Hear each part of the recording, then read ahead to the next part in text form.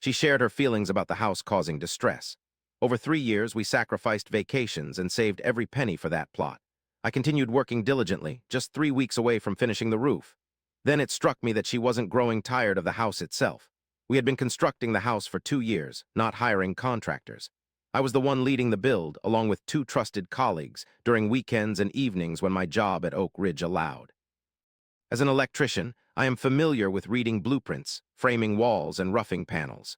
The property had been mine before we wed, a 40-acre expanse outside Knoxville, secluded with a southern border lined by trees that Paige admired on our first drive together. Our plan was straightforward. Live in the apartment, invest all available funds into materials, build it ourselves to avoid a bank owning it for 3 decades due to interest.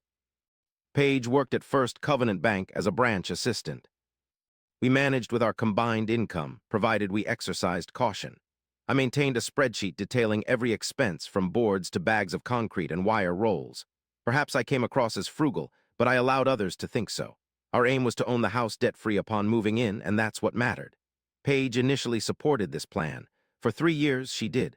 However, during the 4th year, she began discussing what we lacked instead of focusing on our construction progress.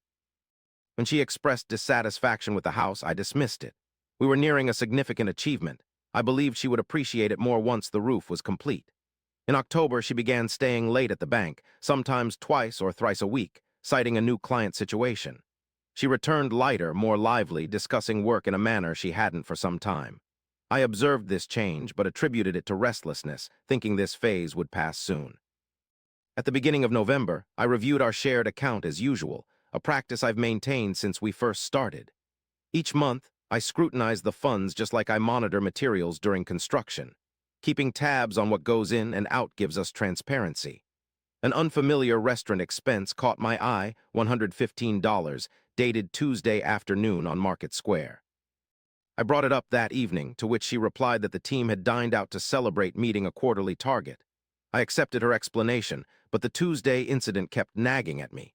She arrived home around 7 p.m. that same day, claiming she'd worked late on a client file. Nothing about a team dinner was mentioned. I chose not to press the issue, considering it might have been a simple memory lapse. 2 weeks later, another charge appeared, a different restaurant, same Tuesday afternoon, $85 this time. I noted the date, amount, and location on the reverse of a materials invoice and filed it away in the truck. For several weeks, something seemed amiss. In the truck, on our Sunday return trip from the hardware store, Paige discussed a work issue, a client account that had been miscategorized. She mentioned how Stu had prevented it from escalating. I inquired about Stu's identity, to which she revealed he was her branch manager, Stuart Knoll, with 8 years of service at First Covenant Bank. During the following fortnight, his name came up 6 or 7 times more. When she mentioned a lunch outing, I inquired about the location, and it matched the spot I had written down earlier. That night, I researched him on LinkedIn. Stuart Knoll, branch manager at First Covenant Bank in East Knoxville, aged 51, with a photo from some chamber breakfast event. Uncomplicated grin, a man who pays every bill without glancing at it first. He'd led her to a place we've never visited as a pair. On a weekday, she explained it as a staff gathering. That detail continually lingered in my mind. The costs, the late hours, the recurring name appearing, bills from places we've never set foot on. It wasn't definitive evidence, but it was sufficient to cease the charade of ignorance. She left her phone charging on the kitchen counter one Thursday evening and went upstairs for a shower. I was washing a glass when the screen illuminated. A single new message awaited. The sender was listed as Stu, not Stuart or S. Knoll. It was a familiar name used for someone with a well-known voice. I opened it. What I read was concise, more than sufficient. The conversation spanned over 6 weeks, approximately 14 messages. He mentioned an afternoon at a downtown hotel. He also referred to a Tuesday in March she had told me was a staff meeting. He had pondered about her ever since a weekend at a conference. She responded, using more words than he did sometimes. I placed the phone back onto its charger just as I had found it, retreated across the kitchen, positioned myself against the farthest wall and stared at the ceiling for a while. By the time the shower was turned off, my trembling had ceased, not because I felt improved, but because there was nothing left to quiver about. She descended, picked up the phone, carried it to another room without glancing at my face. I retired to bed at 9, remained awake past 2 in the morning. When I eventually fell asleep, I had already decided on my course of action. I didn't utter a single word to her while waiting for Saturday. On that particular day, I went to the property alone, opened the gate, and walked through the site. The roof was dry and sealed since early October. Electrical wiring was nearly complete on the first floor.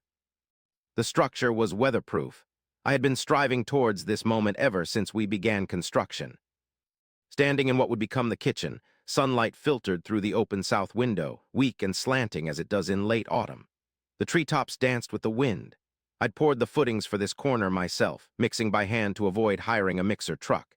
It took 43 bags over one November Saturday, 2 years ago, totaling $94. I stood there for a few minutes, assessing my surroundings, then returned to town. Beverly Callahan, who worked with Paige at First Covenant for 4 years, had met her twice at branch events. She seemed straightforward. Paige had mentioned she ate breakfast on Saturday mornings at a diner on Central Avenue. That's where I found her. I sat opposite her and apologized for interrupting her morning, promising brevity. She watched me warily.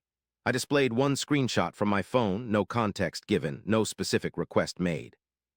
You mentioned someone at that branch should be aware of Stuart Knoll's activities concerning his employees. I placed a $5 bill on the table and departed. One individual, one scene, one statement. Approximately 12 days later, on a Thursday morning, Paige disclosed to me over coffee that she had been dismissed. She employed the term restructuring. Informed me her position was being phased out. Informed me Stuart had clarified it privately and expressed apologies. Her voice possessed a cautious tone, the voice of someone still indecisive between grief and fury. I set my mug on the countertop. I said, "I understand why, Paige." She gazed at me. I said, "I've been aware for almost 2 weeks." She prepared to respond. I could observe her selecting the narrative, deciding where to begin. I raised my hand once subtly. I told her I had observed the messages on her phone that night when she left it on the counter. I informed her I had spoken with Beverly Callahan. One message. That was the solitary act I undertook, and whatever transpired later transpired within the confines of that building. She found herself seated at the kitchen table. It wasn't a conscious decision, more like her legs propelling her there. The weight of its implications fell upon her face. Stuart hadn't been ensnared by an unchecked rumor. Instead, he'd been given a motivation to act, and he responded as such men often do, prioritizing self-preservation above kindness. For 2 years, she observed me labor on that house, assuming it was merely about the money. Then I grabbed my keys and departed for Oak Ridge. The subsequent 10 days, she tried to contact him. She took care to ensure her attempts were discreet, a closed back bedroom door, hushed tones. Once I overheard her voice barely above a whisper, "Please just call me back. There's nothing professional in this." He never returned her call, not once. I urged her to contact Dale Weston before my Friday departure. She had the number. I continued with the Oak Ridge project. Worked long hours yet compensated well, tasks that seemed manageable amidst life's complexities. Dale Weston had managed the legalities when I initially acquired the land. Drove to his office on Gay Street that Saturday, presented the deed, invoices for materials from year 1 stored in a binder, and receipts for every equipment purchase. Dale perused it without commenting much before stating the land was clear and the documents were sound, promising completion by week's end. Gratefully acknowledged him and returned to the apartment. That night, sat at the kitchen table with a legal pad, drafted a list generator, 200 feet of 12-gauge wire on a spool, unopened door hardware, 8 bags of concrete mix covered under a tarp. The inspection box I'd installed myself in April, down to the 31st item. Not intending to give her less than what was rightfully hers, rather ensuring I didn't leave any unnecessary possessions behind. On the subsequent Saturday, I utilized Ray Potts F-250 and a rented flatbed trailer to travel to the site. Ray, who had worked alongside me for 6 years, was unquestioning when I mentioned needing it for the weekend. We labored throughout the morning. First, we set up the generator, which required 2 of us. Following that came wire spools, tool bags, and door hardware yet to be unpacked, plus lumber whose quantities matched my invoices. Ray moved items efficiently without verbalizing, a characteristic of an experienced worker who comprehends the purpose of the task. Around 10 a.m., he glanced up from a pile of boards and inquired about our progress. "Approximately 60–65% complete," I replied. He nodded and took hold of the other end of the board. By noon, we had made 1 trip to my storage unit on Middlebrook Pike and returned for the second load. Upon entering through the gate, Ray cast a look towards the south wall, the same one I had framed 2 summers prior during a sweltering July Saturday. He complimented the workmanship, and I concurred. By mid-afternoon, all items from my list were either stored or loaded into the truck. I strolled through the frame once more, not searching for anything overlooked but merely traversing it. Standing in the kitchen area, I contemplated where I'd position the panel on the east wall.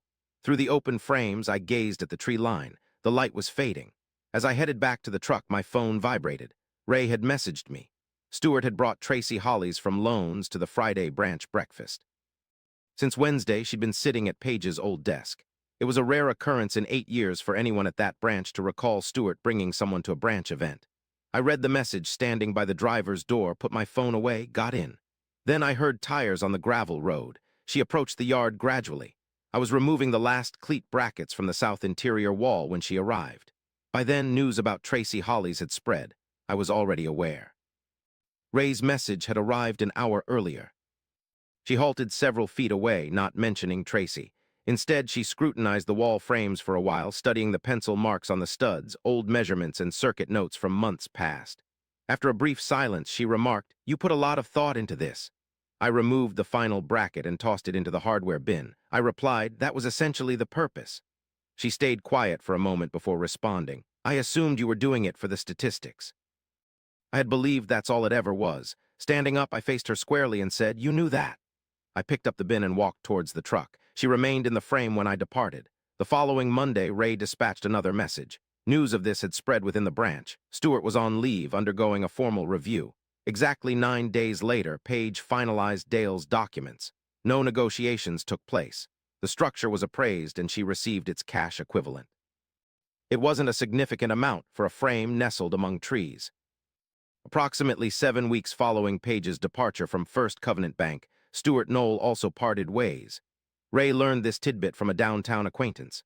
The separation was mutual and formalized. After 8 years at that particular branch, the end came without an official announcement. I settled into a 2-bedroom apartment west of Western Avenue when the necessary paperwork was finalized. Its kitchen is smaller than what I'm accustomed to, lacking an outdoor space. My F-250 is parked on the street, on a month-to-month basis, which currently suits me. The peacefulness here is more than I anticipated, moving into a place not of my construction. Occasionally, I observe minor inconsistencies, outlets and placements that wouldn't have been my choice, a cabinet that ever so slightly leans to one side. Insignificant matters. I've kept the Oak Ridge job operational through fall, in addition to smaller residential projects. The storage unit on Middlebrook Pike remains rented. My lumber is still wrapped in plastic. Ray mentioned a framing crew from Maryville who would buy the entire lot if I were to sell it. I haven't made up my mind yet. A contractor from Maryville contacted me a few weeks ago regarding a spec house in Sevierville. From the slab, he required a full electrical build, licensed throughout.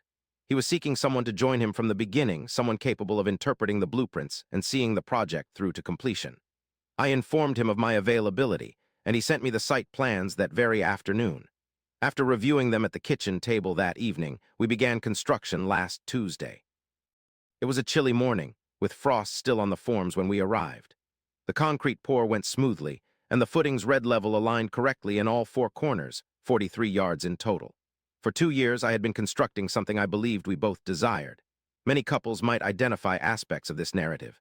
Years of setting aside savings, delaying vacations, investing everything into a house or mortgage, believing the tough phase would pass and life would become easier later on. The challenge lies in that people don't always feel this pressure equally. Occasionally, one individual perceives the future they're constructing, while another increasingly feels confined within the journey towards it. If this disparity remains unaddressed over an extended period, individuals may seek solace in places utterly disconnected from their relationship. Appreciate your likes. Consider subscribing for more unexplored narratives ahead.